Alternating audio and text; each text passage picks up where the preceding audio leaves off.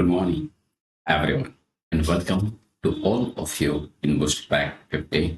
और तो दोस्तों, सबसे पहले हम आपको क्वेश्चंस देख लेंगे। देखो, ये क्वेश्चंस है। एक लकड़ी का ब्लॉक है जो कि क्यूब के आकार का है, 8 मीटर लंबी है। इससे आपको बेलन काट के निकालना है। बेलन का फिर कुल फिट क्षेत्रफल निकाल के फिर उसको पेंट करने की जो लागत आएगी वो कितना होगा।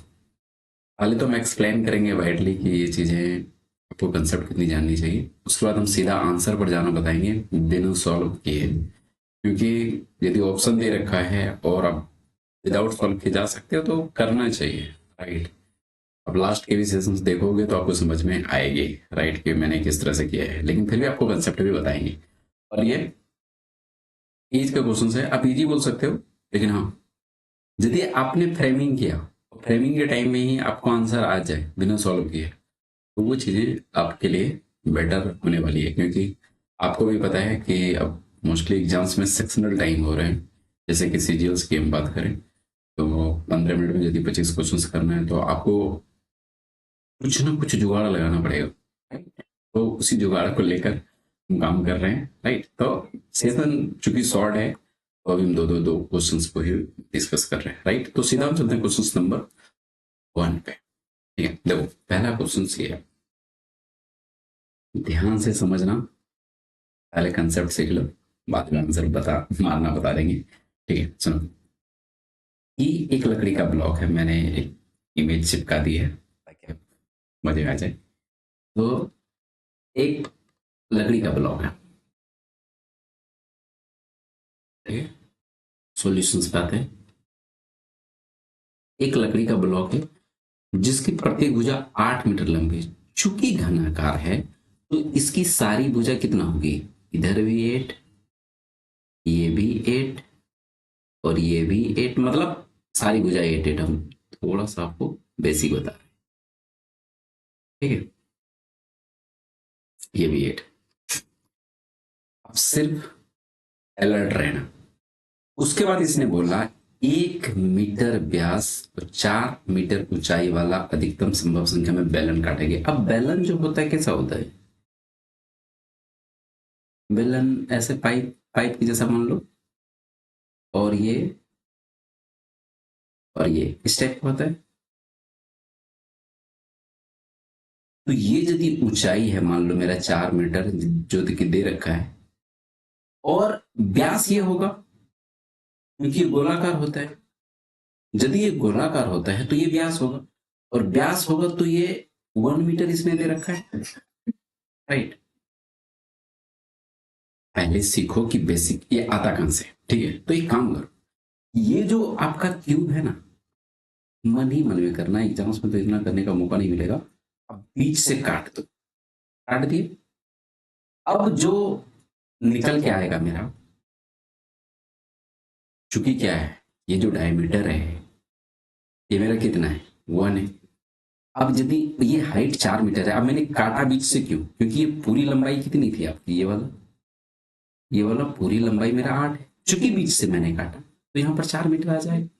तो जब ये 4 मीटर आ जाएगा तो आपका कुछ इस तरह से, इस तरह से और इस तरह से, एंड सो ऑन। तो चूंकि जब डायमीटर मेरा 1 मीटर है तो इस तरह से कर करके यहां तक आएंगे, और यहां भी मेरा एक बनेगा, और जब मेरा यहां भी एक बनेगा तो इस तरह से कितना बनेगा, यदि ये 1 है 1 है 1 है 1 है, तो ये जो लाइन पर बनेगा आपका 8 बेलन बन जाएगा यहाँ पे। और इसी तरह से आप यदि इस लाइन पर काम करोगे, इस लाइन पे काम करोगे ऊपर में, तो यहां भी 8 बेलन बनेगा। चूंकि 8 बेलन इस लाइन से और 8 बेलन इस लाइन से, तो इस पूरे पर जो बनेगा अठी अठी कितना होता है, 64 बेलन बनेगा। सिर्फ ऊपर वाले फेस की मैं बात कर रहा हूँ, 64 बेलन बनेगा। सेम उसी तरह से इस फेस पर यदि आप टोटल बनाओगे, जो ये कट करके आपने निकाला है, तो यहां पर भी 64 बेलन बनेगा। तो टोटल बेलन कितना बनेगा, पहला तो यही सीखना है आपको। तो टोटल बेलन जो मेरा बन रहा है 128 बेलन बन रहा है। बोला ठीक है, 128 बेलन बना दिया आपने सर। अब बताओ, बेलन के सारे पृष्ठ को रंगना है, ठीक है, तो बेलन का कुल पृष्ठ क्षेत्रफल क्या हो जाएगा? 2 फॉर्मूला 2 पाई r into r plus h, ठीक है, फॉर्मूला बैठा दो भैया। 2 पाई की जगह इसने क्वेश्चंस में ही बोला कि 22/7 लेना है, तो 22/7 ही होता ही है, लेकिन ध्यान रखना जब बोलेगा पाई का मान 3.14 लेने तो 22/7 मत लगाना, नहीं तो आपका ऑप्शन मैच नहीं करेगा, फंस जाओगे आप। 2 पाई r, चूंकि डायमीटर कितना 1 मीटर, तो डायमीटर का आधा क्या हो जाएगा? रेडियस हो जाएगा, चूंकि हाफ मीटर हो जाएगा, और गुना r कितना है? r मतलब हाफ, और h कितना है? 4 मीटर। कैलकुलेट कर दोगे तो क्या आ जाएगा आपका? 2 पाई का वैल्यू 22/7 और r का वैल्यू हाफ, और जब हाफ प्लस 4 जोड़ोगे तो 4×2 = 8, 9/2 आ जाएगा। मेरे भाई साहब, ये एक बेलन का कुल पृष्ठ क्षेत्र, ठीक है, इसने बेलन को पूरी तरह से पेंट कर रहे हैं, ठीक है। टोटल आपके पास बेलन कितना है? 128 बेलन है मेरे पास, 128 बेलन है। एक बेलन का क्या आया है? 2 गुना 22/7 गुना हाफ गुना 9/2, ठीक है, ये कुल बेलन का पृष्ठ क्षेत्रफल हो गया।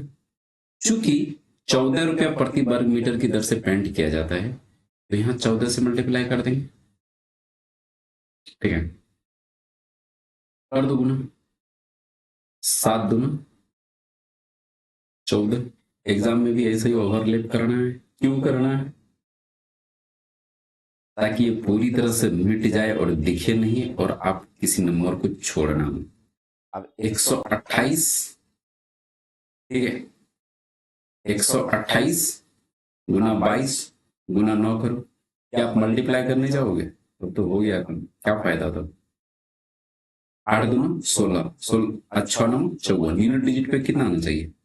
4 आना चाहिए, और एक ही ऑप्शन से यूनिट डिजिट पे 4, और ये रहा आपका आंसर। ये हुआ आपका सवाल को बिल्कुल तरह से खोलना, कि सवाल को खोलते कैसे हैं, राइट। लेकिन मान लो एग्जाम्स में टाइम नहीं है, तो क्या करोगे? सुनना ध्यान से। सबसे पहले एक बात बताओ कि बेलन का कुल पृष्ठ क्षेत्रफल क्या होता है? अभी मैंने पढ़ा 2 पाई r into r plus h। ये जो पाई है ना, ये 22/7, ठीक है, यही आपको आंसर तक लेके चला जाएगा। बोले कैसे? सर, जो भी फाइनल रुपया आएगा वो 11 का तो मल्टीपल डेफिनेटली होगा, और एक प्राइम नंबर एक ऐसी चीज होता है कि आपको आंसर तक लेकर जाने में बेहद मदद करता है वो। तो सिर्फ 11 का मल्टीपल आप चेक करेंगे ना सर, तो सिर्फ आपको यही वाला मिलेगा, कोई नहीं मिलेगा, और आप इतना विदाउट ताम झाम के आप आंसर मार्क कर सकते हो। लेकिन हाँ, इतना तभी सोच पाओगे तब आपको ये भी कंसेप्ट पता है, नहीं तो आप मार भी सकते हैं, कोई बड़ी बात नहीं है, लेकिन ध्यान रखना कि कंसेप्ट जानना भी जरूरी है, अदरवाइज अच्छा हो गई भाई। तो समझ में आ गई कि 64×128 वो कैसे बनता है। उसके बाद कुल पृष्ठ क्षेत्रफल निकालते हैं, जो फिर उसका रेट होता है, उससे मल्टीप्लाई करते हैं। ये हुआ, आपको जानना जरूरी है, लेकिन आंसर तक जाने के लिए आपको सिर्फ 11 का डिविजिबिलिटी चाहिए। डिविजिबिलिटी से आप आंसर मार्क करके निकल सकते हो, कहीं कोई प्रॉब्लम नहीं है, राइट। और रेलवे में तो खास करके वो आपको बनाने बोलता ही नहीं है, वो कहता है कि आप सीधा मार्क कर दो, लेकिन हाँ, पता होनी चाहिए कि आप मार्क कर किसको रहे, राइट। सो नेक्स्ट पे चलते हैं। देखो यार, ये गलती से लग गया नहीं रहा है, कोई बात नहीं, चलो सुनना। सर, ये एज का क्वेश्चन है, इजी है, लिया क्यों ये सुनना। शरद है, SARAD, शरद लिख लेता हूँ। यहाँ पे सन है यानी उसका बेटा, और एक बेटी के बारे में इसने डाटा दे रखा है, यानी हम डी फॉर डॉक्टर लिख लेंगे। ठीक है? जो शरद की आयु है उसके पुत्र यानी सन की आयु के 3 गुनी। मान लो कि सन की आयु को मैंने लेट कर लिया वाई, तो शरद को आयु क्या हो जाएगा 3y। कोई दिक्कत? अब सुनना, शरद और शरद। अब यदि आपने लास्ट लाइन पढ़ा कि शरद की वर्तमान आयु क्या है, तो शरद की वर्तमान आयु यदि यहां पर मैंने लेट करके 3y ला रहा हूं, तो क्या पॉइंट में शरद नहीं आएगा ना इसका आयु, तो 3 का मल्टीपल आएगा शरद का आयु, तो 3 का मल्टीपल आएगा तो आप आंसर ये मार्क कर सकते हो। लेकिन बोला कि यार कंसेप्ट भी तो सीखनी। हाँ सीख लो भाई। उसके बाद इसने बोला उसकी जो पुत्री है डाउटर की आयु उसके पुत्र से 3 वर्ष छोटी है, यानी सन की आयु यदि वाई है तो यहाँ पर y-3 हो जाएगा। परसेंटेज की बात हुई। अब इसने बोला यदि 3 वर्ष पूर्व इन 3 व्यक्तियों का आयु का योगफल 63 वर्ष था। अब ध्यान से सुनना, 3 साल पहले आयु का योगफल 63 था। 3 बंदा है, 3 3 साल सब में ऐड होगा तो वर्तमान में इसकी एज क्या हो जाएगी, यानी 63 3 साल पहले था। चूंकि 3 लोग हैं तो 3 3 सब में बढ़ेगा यानी 9 बढ़ेगा। तो अभी प्रेजेंट में जो आयु आएगी 63 और 9 72 आ जाएगा। वो क्या होगा, इन तीनों का सम होगा। एक चीज इसमें ये ध्यान रखना, कभी कभी आपको यहाँ पर औसत दे देगा आयु के योगफल की जगह, तो उस पॉइंट का ध्यान रखना नहीं तो फंस जाओगे। 3y 4y 5y 5y है यहाँ पर, -3 है उधर 72, तो ये 75 हो जाएगा। तो y की वैल्यू कितना आ जाएगी, y की वैल्यू 15 आ जाएगी। y की वैल्यू जैसे 15 आएगी तो इसने पूछा क्या, शरद की वर्तमान आयु। शरद की वर्तमान आयु पूछा है यानी 3y पूछा है, 3y पूछा है यानी 45 ईयर्स आंसर होगा। देखो फास्ट करने का मकसद क्या है, क्या आपको लगता है कि यदि आप इतना नहीं सोचोगे तो 15 मिनट में 25 क्वेश्चन कर सकते हो? नहीं कर सकते हैं, गारंटी है इस चीज की। क्यों? अब इस लाइन में यदि आप सोच सकते हो, यहाँ पर शरद 3y है, बेटे की आयु का 3 गुना है, तो शरद का जब भी आयु इसने पूछा है तो 3 का मल्टीपल ही आंसर हम करेंगे। जब तक सर टाइम आप सेव नहीं करोगे तो बनने वाला नहीं है। यदि मान लो कि बना लिया आपने, टाइम कुछ बचा, ऐसे बचने का चांस नहीं है, गारंटी है। तो आप बाद में चेक कर सकते हो, राइट। तो ये रहा आपका आंसर। खैर ये रेलवे का क्वेश्चन है। सेशन चल रही है शॉर्ट, बाकी आपके रिस्पॉन्स का इंतजार है सर।